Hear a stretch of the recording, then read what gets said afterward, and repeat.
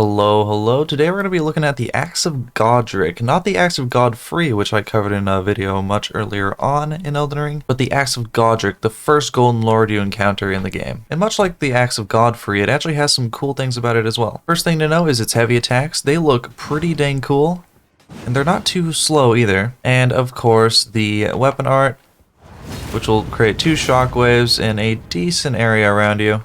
It really reminds me of like Malekith's Black Blade. Although I do assume that there is the big glaring flaw of just being able to jump over this attack just like you do with Godrick. And I feel like that can be taken advantage of very easily. But yeah, like the usual, I'm going to go test it on some enemies in PvE and then we'll try it in PvP. Alright, at the usual spot, let's see how much damage this does. I'm using it two-handed because it does scale with strength. A little bit more than Dex, so I went with 50 strength, and I'm just going to two-hand it. I have a problem with great axes, and that they are super slow and like really bad when you two-hand them, or not two-hand them, when you dual wield them. It's just super slow, and there's just way too much delay.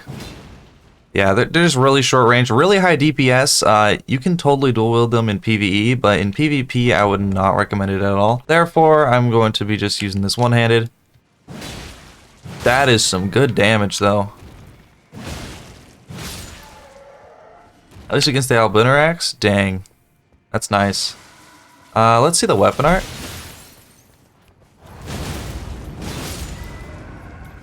Not a crazy amount of damage, but it does have decent range around you.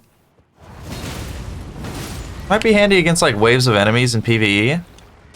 But, and it's a pretty early on weapon too. Like for that purpose, it actually be really good for that.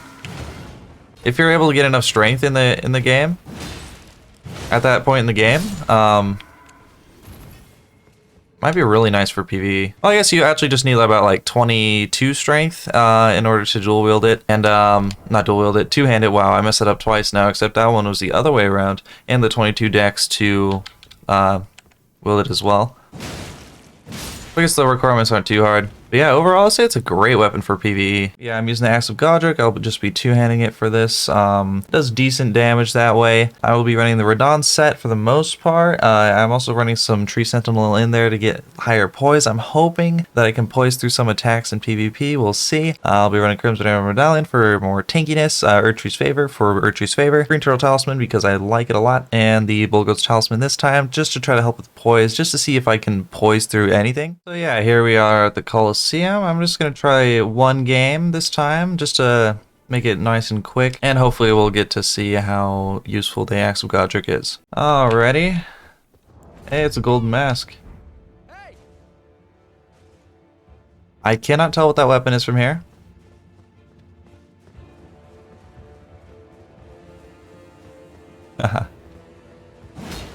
Ooh, vertical. Okay. I'm going to try my... Okay, yeah, I was gonna try my heavy attacks there, just to see if it would work.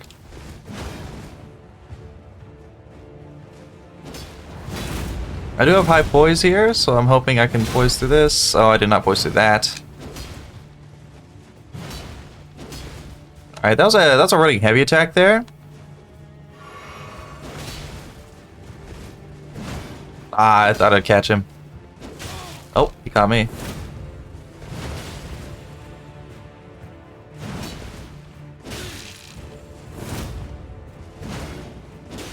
Shame. I should start heavy swiping when he's that close to me. That's probably the play. Wow, that is slow. You know, maybe great axes aren't really the best for PvE or for PvP.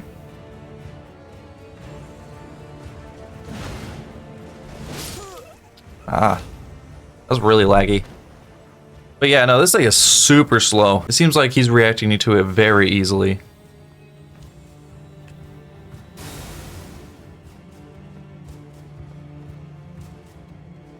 Boom.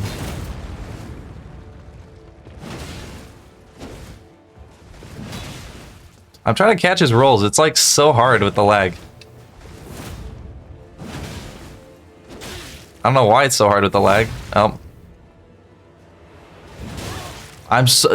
It's so slow. He literally can swing after I swing and he still hits me. And I thought my high poise would help me with this, but it is not in the slightest. Raw.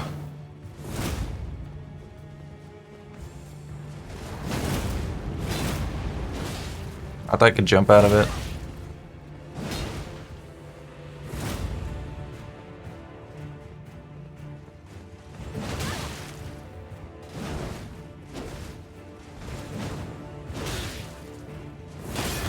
Oh, I'm so dead.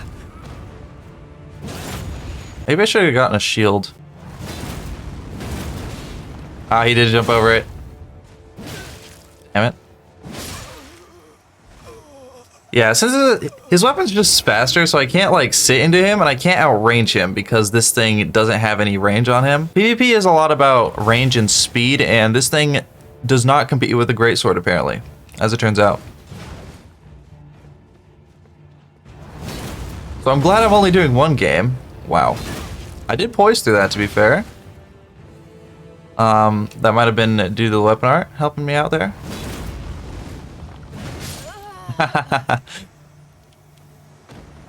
He was expecting the second one and I just rolled into him and smacked him. Hi. Wow. So he can poise through that, which is unfortunate because it does no damage. Oh. Gaming. Ah, shoot. Well, that was fun. Unfortunately, this guy is pretty good, and he does have a better weapon. So yeah, I do not really recommend this weapon for PvP. You could try it for fun, though. It's pretty interesting. It's not good. Yeah, no, gotta say, definitely not the best experience with the Axe of Godrick. Oh, we are close to the end here.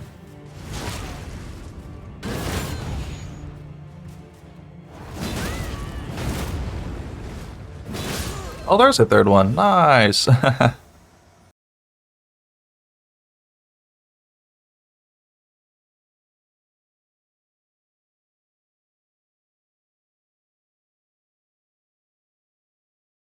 So yeah, that's the Axe of Godrick. I actually do recommend you pick it up for PvE. I actually feel it would be quite nice if you can meet the requirements. But as far as PvP goes, I would not recommend any great axe ever, let alone the Axe of Godrick. The reason I went with two-handing instead of dual wielding was because I remember I tried dual wielding before in a video and it was awful. It felt horrible. It was too slow, not enough range, and this has a very similar issue. It's not quite as bad, but it's still really bad. And as you saw earlier, it does get outclassed by greatswords, which have a similar range but a faster attack rate. And we get destroyed by katanas who also have a similar range and are even faster. So yeah, I'll give the Axe of Godrick a 5 out of 10, a really nice weapon to pick up in the early game of PvE, but I'm never bringing this thing into a coliseum ever again. Well, unless I was memeing or something. So yeah, that'll be it. If you enjoyed the video, be sure to give it a like and subscribe to see more, and I'll be out here. Y'all have a good one.